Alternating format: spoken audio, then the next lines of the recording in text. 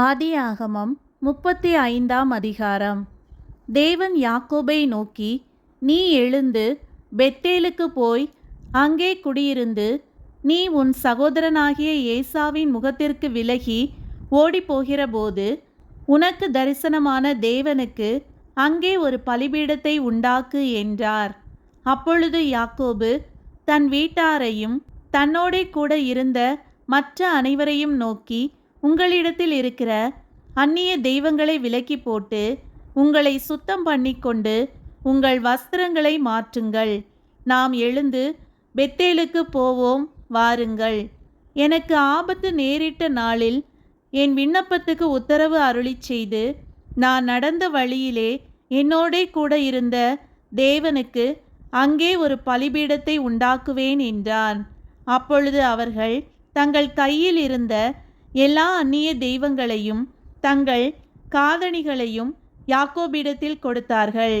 யாக்கோபு அவைகளை சீகேம் ஊர் அருகே இருந்த ஒரு கர்வாலி மரத்தின் கீழே புதைத்து போட்டான்.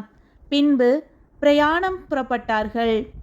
அவர்களை சுற்றிலும் இருந்த பட்டணத்தாருக்கு தேவனாலே பயங்கரம் உண்டானதினால் அவர்கள் யாக்கோபின் குமாரரை பின்தொடராதிருந்தார்கள்.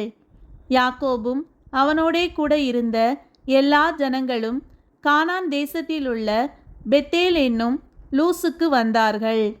அங்கே அவன் ஒரு பலிபீடத்தை கட்டி தன் சகோதரனுடைய முகத்துக்கு தப்பி ஓடினபோது அங்கே தனக்கு தேவன் தரிசனமானபடியால் அந்த ஸ்தலத்திற்கு ஏல் பெத்தேல் என்று பெயரிட்டான். ரெபேக்காளின் தாதியாகிய தெபோராள் மரித்து பெத்தேலுக்கு சமீபமாயிருந்த ஒரு கர்வாலி மரத்தின் கீழ் அடக்கம் பண்ணப்பட்டாள். அதற்கு அல்லோன் பாகூத் என்னும் பேர் உண்டாயிற்று.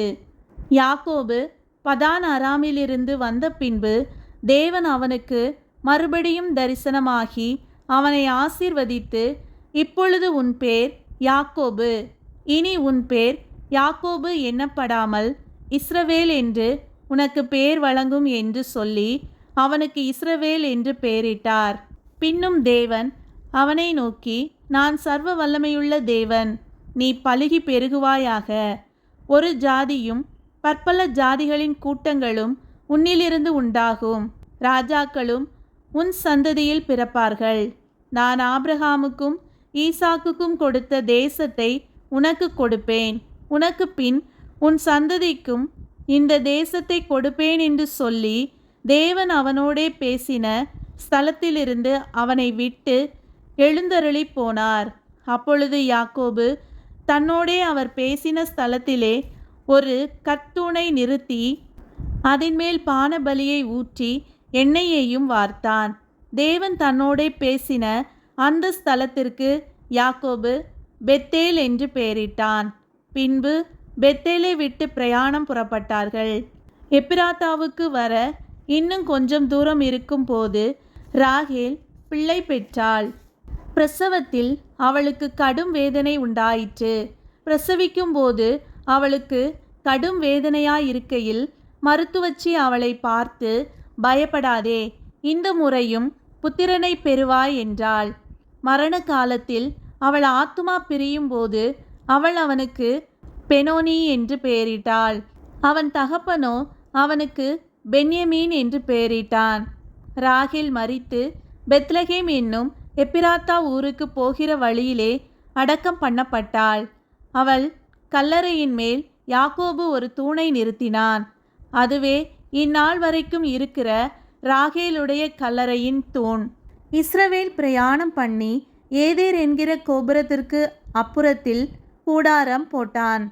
இஸ்ரவேல் அந்த தேசத்தில் தங்கி குடியிருக்கும் போது ரூபன் போய் தன் தகப்பனுடைய மறுமனையாட்டியாகிய பில்காளோடே சயனித்தான். அதை இஸ்ரவேல் கேள்விப்பட்டான். யாக்கோபின் குமாரர் 12 பேர். யாக்கோபின் மூத்த மகனாகிய ரூபன், சிமியோன், லேவி, யூதா, இசக்கார், செபுலோன் என்பவர்கள் லேயாள் பெற்ற குமாரர். யோசேப்பு, பென்யமீன் என்பவர்கள் ராகேல் பெற்ற குமாரர். தான், நப்தலி என்பவர்கள் ராகேலுடைய பணிவிடைக்காரியாகிய பில்காள் பெற்ற குமாரர். காத், ஆசேர் என்பவர்கள் லேயாளின் பணிவிடைக்காரியாகிய சில்பாள் பெற்ற குமாரர். இவர்களே யாக்கோபுக்கு பதான் அராமிலே பிறந்த குமாரர். பின்பு யாக்கோபு அர்பாவின் ஊராகிய மம்ரேக்கு தன் தகப்பனாகிய ஈசாக்கின் இடத்தில் வந்தான். அது ஆபிரகாமும் ஈசாக்கும் தங்கியிருந்த எபிரோன் என்னும் ஊர். ஈசாக்கு விருத்தாப்பியமும் பூரண ஆயுசும் உள்ளவனாகி 180 வருஷம் ஜீவித்திருந்து பிராணன் போய் மரித்து தன் ஜனத்தாரோடே சேர்க்கப்பட்டான். அவன் குமாரனாகிய ஏசாவும் யாக்கோபும் அவனை அடக்கம் பண்ணினார்கள்.